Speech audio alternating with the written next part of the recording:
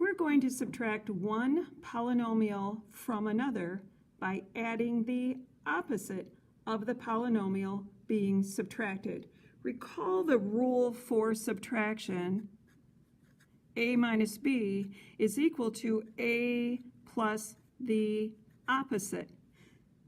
So we're going to take our original first polynomial in this subtraction problem and leave it as is. We're going to change the subtraction or the opposite of this using that rule by adding the opposite of each one of these terms. You can think of this as a -1 times each of the terms, which, when we take the opposite of a polynomial, changes each term's sign.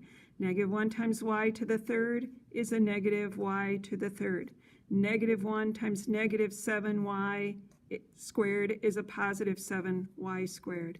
And a negative times a negative is a positive. 1 times 9 is 9. We have the opposite of what we had. We are now switching from a subtraction into addition of a negative, and now we have an addition of polynomials where we will then go ahead and combine like terms, simplifying using the distributive property. -3 plus a -1 y to the third results in a -4 y to the third. We have a -1 y to the second plus 7 y to the second. -1 plus 7 is a +6 y to the second. And constant terms, plus 11 plus 9, be sure you look at the sign in front of the numbers. They're both positive. We'll add them and substitute in 20 for the sum of those constant terms. Here we have a subtraction problem as well, and we will do the same thing by replacing the coefficients in the polynomial being subtracted with their opposites, and then add as before. So subtraction, if you think of this as the parenthesis here, subtraction of a quantity is the same as adding the opposite.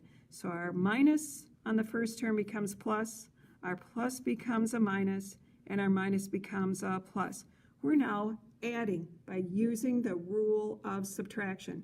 Combining like terms, there is no other term with x to the third, plus 5 and adding 8 to that gives us a 13x squared.